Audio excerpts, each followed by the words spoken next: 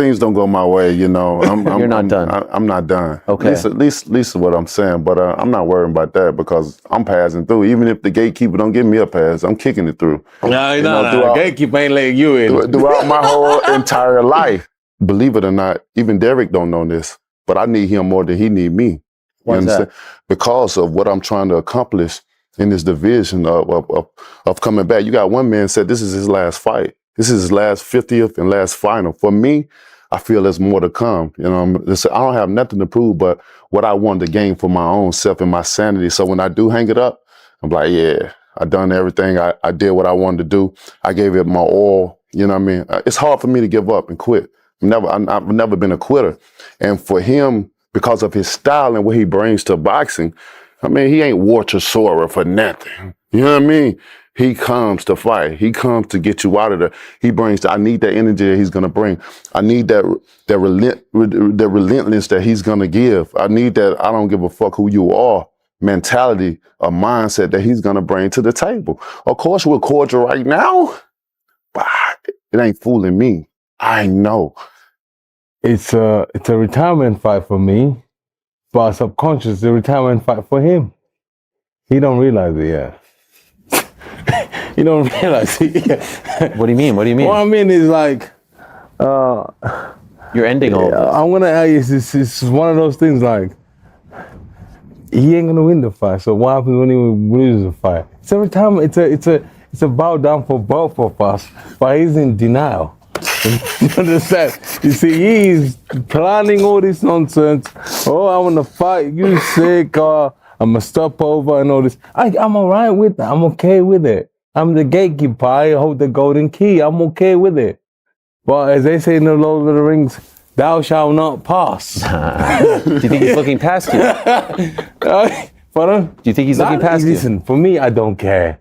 You know, growing up, I was one of those ugly guys in the rave. All the beautiful girls just go to all the good-looking guys.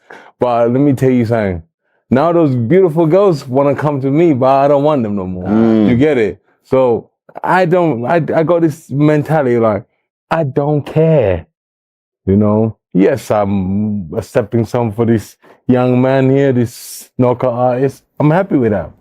I am... Yeah, but on that day, on the April 14th, the O2 Arena in London, it's a sad day. They'll be singing both us out with Frank Sinatra did it my way, because he ain't coming back after he fights me. It ain't a burden. At this point in time, I'm the happiest I've ever been. I feel back to myself. I sound back to myself, you know.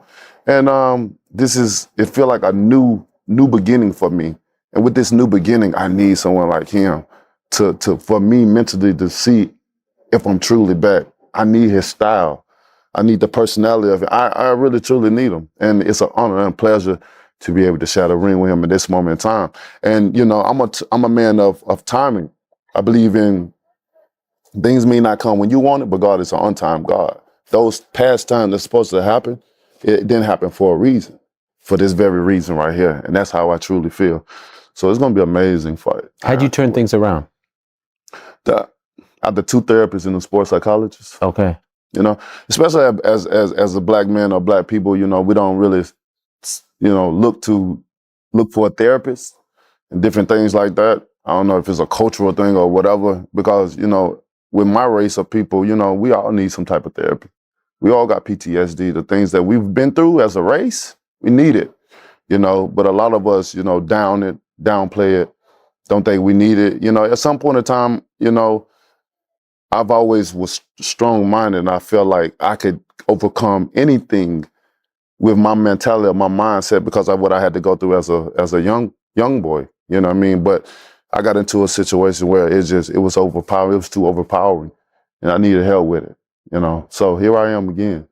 It's hard for me to give up and quit. You know, and I'm a testimony to a lot of people that have given up in life to never give up.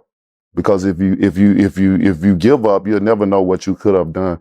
Now, the healed person is more dangerous. The non-healed person is less dangerous, because the unhealed person, my focus is not like it should be. That tunnel vision of when I'm healed.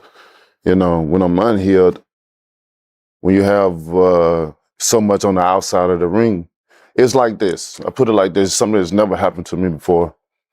You know, and you got to understand that when I'm fighting and shit, it's just like with the Berman Stavern situation with the second one. And when I stood up him like this, I came outside of my body. I saw myself looking at him, and I thought it was going too long. I'm like looking at myself, I'm like, what the, you know? And then when it was time to get him, it seemed like my body came back into myself, and that's when I start, you know what I mean? So it's like, when I had the last 2 losses, training camp went very well, you know. Things was right. We had nice sparring partners, got great talent to come in.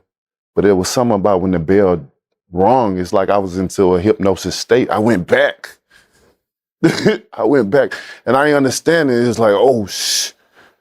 It's like I'm in a place where I wasn't familiar with. So now I was like, what the fuck was that? Like, now I'm trying to get myself together. So the second one for come with the Zane, the same thing happened. I just clocked out. My problems was more effective than the problem that was in the ring. And I didn't understand it. And that's when I know I gotta go get help now. You understand me? It was one of the best things I ever done in my life. So I advise anybody that's questioning or doubting, going to see someone or whatever, please go do it. You know, it'll help you out. Real, because we all have trauma, bro. We all have PTSD. We all have been through things. You know, it's just like on the show of Traitors. You know, a lot of people are like, why you? Because I had a PTSD moment. I'm a young kid, a black man while being dark skinned. That's a real thing. It's a real thing. So with that being said, you're less likely to get believed when you say things. You're more. People are more aware of you and try to look at you a certain way. You know what I mean? And they expect the worst. They expect you to be the villain. Majority of the time, my whole career been in boxing, people are painting me out as the villain. You understand? They didn't drag my name. They didn't try to put dirt on my name, but they still couldn't bury me because I wouldn't allow that to happen. You understand? And of course, I don't make it no better because I don't go out and speak. I ain't the one that come on the social medias and stuff and speak my case and stuff like that. I may do certain messages and put it in subliminally of what I'm saying, but I'm the one that plead my case because I don't care that much. And if what you're saying don't apply to me, then it definitely doesn't bother me. You know what I mean? This world is too emotional as is. You say one thing and say, man, you ignorant as hell. You know what I mean? If it don't apply to you, then why you feeling some type of way about it? I ain't talking. I may not be talking to you. I must not be talking to you if it don't apply. You know. But I'm in a different place. I'm different place in my life, man. You can tell by my demeanor, these smiles that I'm wearing on my face every day. You know what I mean? And not because I got a nice smile. It's because I'm happy. I love it. You know what I mean? I got a beautiful woman, around me. I got beautiful children that I spend quality time with. They my best friends, you know what I mean? And when I talk about my children, I damn near cry too, right on spot. And the smile, you know what I mean, because of the love that your child will give you unconditionally. Man, I can't wait to go home and see them. I bet. I tell them I love them at least 100 times a day. MF Pro, what do you make of this and how did this come about for you? Do you know what? Yeah, I want to be honest with you because I know loads of people are gonna watch this. You got Queensbury, Yeah. you got Metro, and you got Boxer. Yeah, In the UK. in the UK, and then you got The Zone, and you got Sky.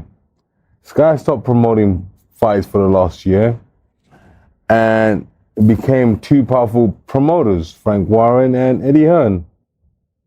Now, when Frank Warren and Eddie Hearn are friends, that's bad business for fighters. Why? Yeah. Because your stock goes down. You don't get the money you want to get no more because they are friends.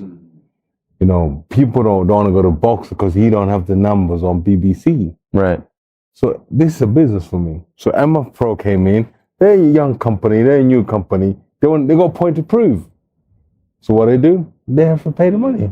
They want to play with the big dogs. So they came in. They said, we can offer this for you. I said, fine. I asked Queensbury. They said, no. Queensbury offered me crappy money. So I went MF Pro. I'm happy that there's a new promoter in town, you know. So that way, if fighters want to fight, they can decide who they want to go with and what TV they want to go be on. Because it's good for business for fighters. All right, everyone. Stay tuned for the latest in boxing news, highlights, events, and stories. Subscribe to Boxing Battleground and turn on notifications so you never miss an update. Be sure to watch our other videos too. Until next time, take care and stay safe.